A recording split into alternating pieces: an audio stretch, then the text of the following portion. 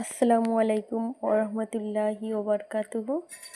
বন্ধুরা, এখন যে মসজিদটি আপনারা দেখতে পাচ্ছেন, এটা রাত্রে মসজিদে কুবা।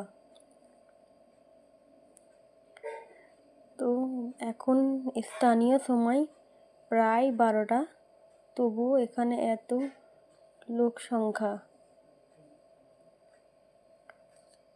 রসুল সাল্লাল্লাহু আলাইহি ওয়াসাল্লাম বলেছেন, ইয়ার মরহুম কোনো ব্যক্তি যদি এই মসজিদে 2 রাকাত নামাজ আদায় করে, সে যেন একটি পরিপূর্ণ উমরার সওয়াব পেল।